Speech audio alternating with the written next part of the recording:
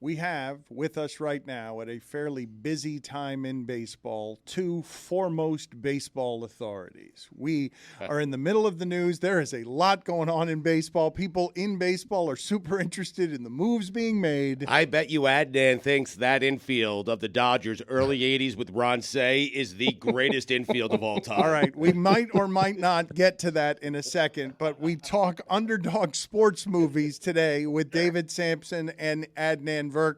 I will tell you again that Cinephile is where you should go if you want to find Adnan Virk really doing the thing he's most passionate about in entertainment, more than baseball, more than tennis, more than anything, the movies, and also Nothing Personal. David Samson back from a long trip. He reviews a movie every day on Nothing Personal, watches a movie every day. So we're going to do top 5 Underdog sports movies in just a second. But before we do that, let's answer these questions. Do you believe Adnan Virk? Because Tim Kirkshin just texted me. I'm getting on a plane. I don't have time to answer your very important question. Do you believe, Adnan Virk, that Ron Say, the Penguin, was actually 5'10"? Yes or no? I don't believe that. No, and I love the fact his nickname was the Penguin. But I think anyone whose nickname is the Penguin has got to be under 5'8". 5'10" feels like a reach to me. But I love Steve Garvey for talking Dodgers infield. But yes, I'll answer the question, sir. Yes, I think he's under 5'10". Tony informed us that Steve Garvey was the same height as Ron Say, according to according to the internet. David Samson, you're an authority on not being tall. What are your thoughts on the idea that Steve Garvey would be the same height as Ron Say? It's no chance. I can look eye to eyebrow to Ron Say, and with Steve Garvey, it's eye to chin. The blatant disrespect of all of you. Do you believe Adnan Virk? And you could probably tell us this empirically. Stugotz, with a take straight out of 1979, said that Dodger infield, where I'm guessing Bill Russell had an OPS of 312. He was dreadful, but big hits in big spots stand out. He said that is the best infield ever. Do you believe it is a top 10 infield ever in the advancement of baseball since? No, I can't even go top 10. There's no Russell's killing me. Listen, to placate Stu, I would say his Mets had a great infield back in the day. Edgardo Alfonso, Ray Ordonez, Roberto Alomar, John Olerud, certainly defensively great infield. But that Dodgers infield, 312 OPS, I can't get behind. Can you find me a better infield than our Marlins team of 03 with Derek Lee, Luis Castillo, Alex Gonzalez, and Mike Lowell? Is there a better infield? Alex Gonzalez is a weak link in that bunch. Yeah, absolutely. He's Bill Russell. I mean, Alex Gonzalez was the greatest defensive shortstop I ever saw, other than Ozzie Smith. You have to be the only one who thinks he's that. a bit overrated, Ozzie Smith. Ozzie Smith has no business being in baseball's Hall of Fame. Seriously. No. You can't have no. I'm sorry. The Wizard of Oz. You cannot have 17 career homers and get into the Hall of Fame. It doesn't work like that. No. But they were the biggest home runs in Cardinals history. Go crazy, folks. Go crazy. And he can do backflips. Yeah. Stu, you're telling me if he didn't do the backflips, he wouldn't be in the Hall of Fame. You're saying that's why he got I'm telling you, if he got a hit every now and again, he'd be in the Hall of Fame. I mean... He is in Thank the Hall God of Fame. you don't have a in vote, my Hall of Stu. Fame. Okay, your personal Hall of Fame. Yes. Let's start with David Samson. Top 5. It's just Underdog sports movies. It's not sports movies. It's top 5 Underdog sports movies. Isn't every sports movie an Underdog sports movie? Who's the underdog in Field of Dreams?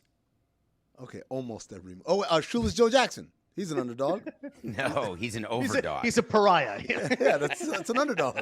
Kevin Costner's the underdog. He had to build a baseball field in his He's an backyard. absolute outcast. He's not an underdog. David kind of got your ass, Amin. Number 5, David Samson. Slapshot. Good one. Paul Newman with a hockey movie with one of the great hockey fight scenes pre-anthem in the history of all sports movies. Pre-anthem? Slapshot. Jessica, what year was Slapshot, Jessica? 1977. Slapshot qualifies for Medicaid. Ouch, hold on. Put it on the poll, please, at LeBatard Show. Does the movie Slapshot qualify for Medicaid? Adnan, you were going to say something. Yeah, listen, I love Paul Newman in that movie, Dan, and the Hanson brothers are fantastic, of course, putting the foil on. What I find hilarious about Slapshot, I do like the movie, I'll back up David on this one, is Pacino at one point was rumored to be playing the lead role until he informed them he actually couldn't skate. Just imagine Al Pacino playing the Paul Newman role. That goalie's got a great ass. Put it on the poll, please, at LeBatard Show. Can you imagine the movie Slapshot starring Al Pacino? Number 4. You got to go hard on the forecheck. Number 4, Samson. Eddie the Eagle. Eddie the Eagle is about a ski jumper, and it is now an expression used by everybody when you are over your skis, which clearly many of us in this show are. Eddie the Eagle, put your hands by your sides and just face down. What a lame movie. Like, listen, the real story, Unspeakably lame. Is great, David. The real story of Eddie the Eagle, the ski jumper from Great Britain, is a good story. Back in the Olympics taking place in Canada. The movie's about as lame as it gets. I mean, Taron Egerton, Christopher Walken, Hugh Jackman, they wish they could excise this from their IMDb. This is about as phony and false and contrived as bad as sports movies get. They could excise it from their IMDb if they so chose because it's user-generated by agents. But that said, we're talking about underdog sports movies. Who is a greater underdog than Eddie the Eagle? Just because it's a true story doesn't mean it's a good movie. The movie was bad. It was howlingly bad. Roll your eyes bad. Like your list. I know you're talking about Ed Belfour. I love Ed Belfour.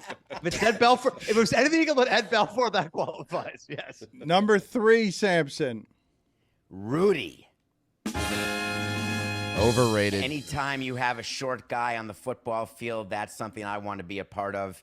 It is a movie that makes you cry. It's a movie that makes you laugh. It's a movie that makes you hope. It's called Rudy. Go ahead, Adnan. Say one bad thing about Sean I Astin. dare you.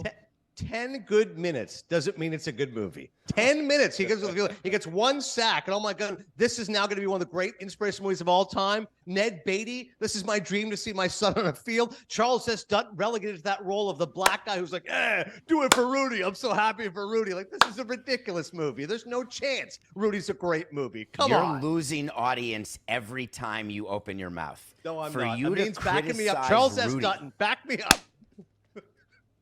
I'm on team Adnan. It's a 2-hour version of a participation trophy. One of the greatest movie scores of all time, though. We can all agree on great that. music, great music. Great Yeah. music. No, here. Music elevates the movie for sure. Number 2. I'll buy the soundtrack. Yeah. Number 2 is one of my prized possessions and one of my all-time favorite movies, filmed at County Stadium in the middle of the night, not in Cleveland. It's called Major League. Jake Taylor, folks. Good one. Hey, I ain't going to argue with that one. Yep. You can tell me Jesus Christ can hit a curveball? Major League, fantastic. I liked Major League. It was ruined for me by the idea that you would score from second on a bunt to end the game. As lame as Tom Berenger can't get down the Exactly. Exactly, did basically a catcher on his last leg to someone able to score with full legs from second base on a bunt. I made a proposal in 2013 to the owner of the Marlins that I wanted to put a picture of him in the clubhouse and rip off a piece until he was in his skivvies, because that's after we had broken down the 2012 team, and it got summarily rejected, but I think it would have been awesome. Would have been great for Jack McKeon. Jessica, Tony, are you familiar with Major League, the movie, or is it too old for you? Wild Thing. There it is. 1989. It's a little bit on the cusp for me. Number 1, the greatest sports underdog movie of all time, David. Adnan, I dare you. I dare you. The Bad News Bears. Good movie. Okay. Listen, I like the remake because of Billy Bob Thornton and Richard Linklater. But the remake stinks. No, but the original is overrated. It's a nice story. It's cute. Tatum O'Neal, I got it. But nobody's rewatching that. I couldn't pay Winningham enough money to watch that movie right now. I You watched can't it- get through that. I watched it Matthau last is the year. greatest coach in cinematic history. Doesn't It's hold up. about as formulaic as it gets. I mean, back me up here. No, Just I like Bad News Bears. I think you're being too harsh, Adnan, but Brad News Bears would be a great movie. I like that. By the way, Samson, how is Mighty Ducks not in your top 5? Mighty Ducks, come on, man. Plenty of short guys in that one. So I didn't want to make the entire list about short guys, so I made the number 1 about children in order to excuse, and the guy whose name is now escaping me live, the one who smokes and rides the motorcycle. Kelly Leak. And he is the character. What was his name? Kelly Leak. Yes, exactly. Played by the guy who also made movies as an adult, very creepy movie with Kate Winslet. That said, when I watched the Bad News Bears, it made me love baseball way more so than any other movie has. And it also is famous for me because all of the movies that came after, the Bad News Bears Go to Japan, Spring Training, the redo with Billy Bob Thornton, they were all crap. But the original deserves to be in the Smithsonian. Juju, put it on the poll, please, at LeBatard Show. Is Walter Matthau the greatest cinematic coach of all time? I'm closer to Samson than I am on Adnan because while Adnan says it's formulaic, the formula was invented by Bad News Bears. It's a 1977 movie. It's the first movie of that kind that I have seen, so I would place that in my top 5. Let's see what Adnan's list looks like here. Number 5, do you have any of David's top 5s in your top 5s? I have one, Dan. I have one which we had to agree on. Other than that, my list is clearly much better. And we kick it off at number 5, Win-Win.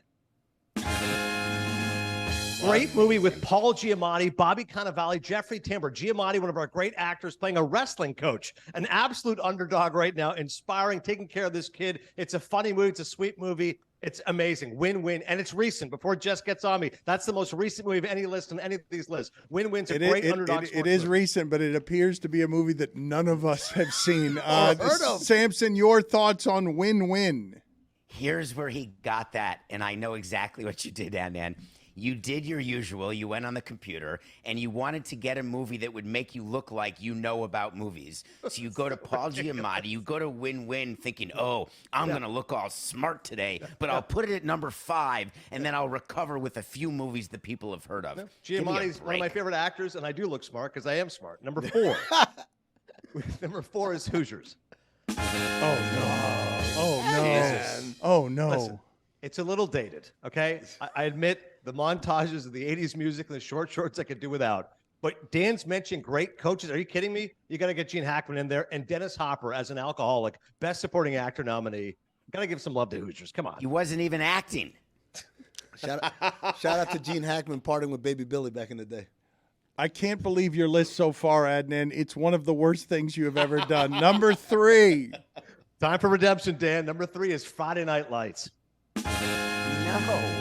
Based on Buzz Bissinger's book and an incredible performance by Billy Bob Thornton, laid-back coach, Texas football, inspiring, and most notable because the underdogs do not win. So it is both realistic and inspiring. Friday Night Lights cuts right to the heart and, of course, inspired a very good television show. Can they Your be considered audience pandering? Can they be considered underdogs when they went 11-1 in Texas high school football? They're not really underdogs as such. Against the Permian Panthers, though, Chris, they were pretty big underdogs. That's a good point. But I will say another preposterous sports movie ending. That doesn't that game end like they win the big game on like a triple reverse flea flicker, like in the top 5 pantheon for worst sports movie endings of all time. Samson, your thoughts there? You're shaking your head vigorously.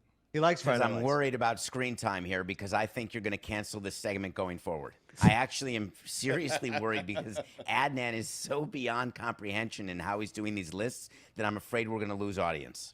Sometimes someone is a forward thinker, okay? It all comes around in the end. Go ahead, Dan. Number 2.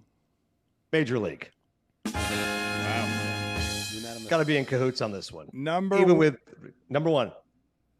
So far, Dan, by the way, whose list do you like better? His, right? Yep. Yes. Yeah, get ready for this. Number 1. I'm about to say, of course, man. Rocky, are you kidding me? Winner! Thank you, Stu. It's freaking underdog sports movies. Rocky Balboa. He's eating slabs of meat. How the hell is this not the number 1? It's not even his top 5 that disqualifies his stupid list. My list is way better. My top 5 is Rocky, Rocky 2, Rocky 3, Rocky 4, and Creed. How about that? And Miracle. Invincible. No love That's for Little 7 Giants. movies, Stu. Rocky 1 is boring. Dodgeball? Anyone?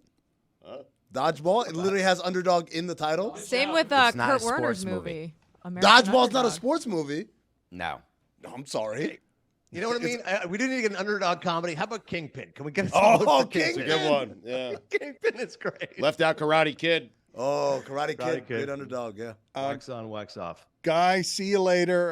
That you were bored, you were indifferent, you stifled a yawn during that wax on, wax off. Thank you for your trade analysis at the Major League Baseball trade deadline, gentlemen.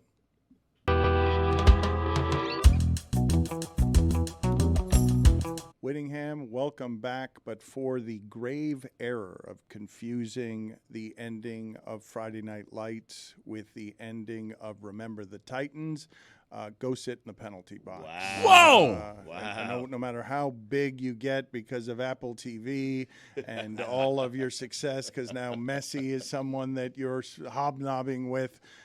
He needs directions. He's like, where's the penalty box? I swear to God, he just asked. He did just ask, where is the penalty box?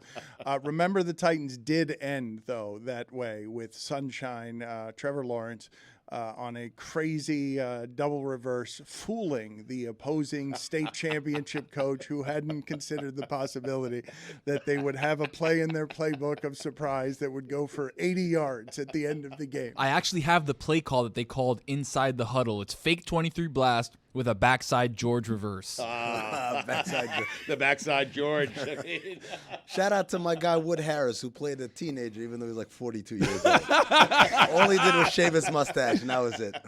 I'm in character now. I think if we rack our brains, we could probably have some fun if you think for a minute about the worst casting in the history of the movies when it comes to what Amin is specifically talking about, which is someone playing someone younger who is 50 or 60 years old. My guess is that if we went through the movies a little bit, that would be a good nominee, but I'm guessing if we thought about it for a minute, we would find some amusement on people who are older than they are cast. The bad guy from Greece, you guys remember him? Everyone Kaneki. from Greece. No, but the bad guys especially. No, he was like 45. Dude was old, man. No, but there was somebody else. The guy with the black hair. There was somebody in Greece. Hold on. Let's pull up some photos of the 1977 classic Greece. I am promising you that everyone in that movie who was playing a teenager looked like they were 40, but there was a round guy, a heavy guy who was playing one of the bit characters who had black hair who seemed like he was older than Kaneki. What? No, hold on. I know exactly who you're talking about. With the little... Kaneki was 28 when they filmed this. I don't believe Not that. Kaneki. Kaneki was part of the I know. T-Bones. I'm talking about like... Jeff Conaway is the actor's name. Kaneki is like famous for looking the oldest in that No, movie. the guy who's the But oldest... I know who you're talking No, about. the guy who's the oldest is the bad guy. Kaneki was part of the gang. Kaneki was down with Travolta and the rest of them. I'm talking about the guy. He had awful skin. He rode a motorcycle. Yes. I'm looking it up. I know exactly who you're talking about. he had awful skin. It's such a great, important detail to his It character. is. You know, I was going to say, but I thought it was inappropriate that it looks like somebody put a fire out on his face with a screwdriver. That's a great way to describe him. His name is Leo Balmudo. Does that ring a bell to some? I've never seen Grease actor? before. Does that ring a bell? No. Stockard Channing played Rizzo in Grease. Oh, she was supposed to be 18 years old. She was 33 at the filming. No, easily. The entire movie would classify as people who were too old. I mean, I am thankful that you are here. I should have mentioned in the last segment that you were here. It might have rung as a surprise to some people, but I wanted to talk to you about a move that was made on what Mike Ryan was arguing is the most famous basketball announcing team of any kind, broadcasting, since Marv Albert. Mike Breen, Jeff Van Gundy, and Mark Jackson worked for, they didn't work for 17 years together. I think Van Gundy and Breen worked that long together, and then Jackson joined the mix. But now they've been replaced. Mark Jackson, I know Jeff Van Gundy was surprised. Mark Jackson seemed like he had survived it, and it seems like he was also surprised. And what I imagined there is that they were just waiting to negotiate a deal with Doc Rivers, and so they couldn't get rid of Mark Jackson until they had hired and secured Doc Rivers. But now it's Doris Burke, Doc Rivers, and Mike Breen. What did you think of that? And does any of that matter? Because to me, as someone who largely consumes these things with the sound down, I almost don't care at all who is broadcasting, that you can only get my attention if you are truly awful, and most of the other pieces I view as interchangeable. So I imagine Doc Rivers and Doris Burke and Mike Breen will be about as good as Jeff Van Gundy, Mark Jackson, and Mike Breen. Yeah, let me start with that. Like, both of these people are great at broadcasting. Doris obviously is awesome. Everyone knows. We don't need to reiterate. She's literally a Hall of Famer at this. And Doc Rivers, for a lot of the younger listeners, they won't remember. Doc, when he stopped playing, he was doing color analysis. Very good. For Spurs local and for Turner National. And he did such a good job. I think, if I'm not mistaken, he might have been the first, hey, I like listening to you talk about the game. Why don't you be my head coach? Like that thing that Mark Jackson has done and Steve Kerr has done. Now we've seen it happens a lot more often. I think Doc Rivers was the first one of his ilk to go from playing to the broadcast booth and from the broadcast booth to head coach immediately. And that's when he went to the Orlando Magic, and he did a great job in the first year with a very ragtag roster. They ended up being 500 when everyone thought they were going to be one of the worst teams in the league, and he won Coach of the Year. And that's kind of the legend of Doc Rivers started there. So even after he left Orlando, before he went to Boston, he did the ABC Finals, the NBA Finals on ABC with Al Michaels. So you're talking about a guy who's really good at broadcasting. And I think that's kind of helped him as well as a head coach because he knows how to deal with media because he has that background. I believe that Doc Rivers' greatest strength post-career is talking.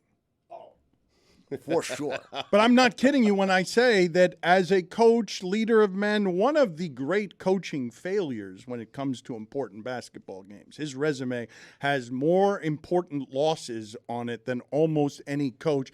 A coach usually doesn't get many chances to do the failure that he has done, and I believe that Doc Rivers has made much of his post-playing career retirement money in just being charming as a talker. He's very good at talking, you're right. But I mean, to the original point and original question by Dan, I like Mike Breen. I like Jeff Van Gundy. I like Mark Jackson. They were a great trio, great at calling games. But the replacements are really, really good. It's going to take them a minute to form the chemistry that those three had. For sure. But I don't care if no one's calling the game. If it's a game I want to watch, I'm going to watch the NBA game. Like, people get outraged about this stuff.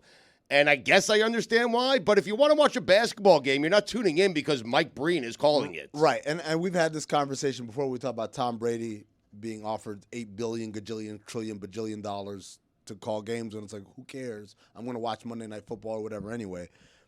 That's all well and good, right? But I think there is something very important that happens, and we know that from kind of the stories that have been come out a little bit is the league hasn't been too thrilled with Van Gundy in particular because he can be very critical, particularly of officiating, but also of the game, of things like load management, things like that. And he is somebody who gets criticized for not liking basketball enough because of the way he's talking about it, not just from the commissioner of the league.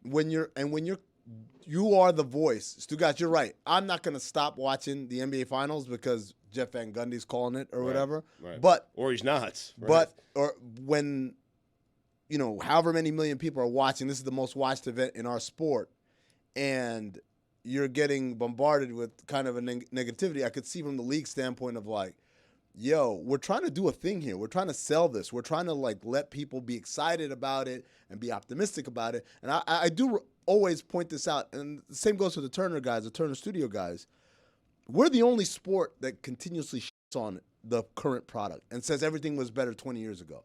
Nobody is saying in football, no one's walking around saying, man, I'm telling you what, Boomer Esiason would be the best quarterback in the league right now. No one says in baseball that, Doc Gooden would be the best pitcher in baseball right now. we all kind of accept that the modern version of this is the best version, in the same way that no one looks at Usain Bolt and says, Carl Lewis would have just smoked him. But our sport, for whatever reason, lives constantly in the past. Our players constantly fight ghosts. They're not playing – LeBron's not playing Steph Curry. He's playing Michael Jordan. And part and parcel of that is and losing. Part and parcel of that is you do need like a breath of positivity in it.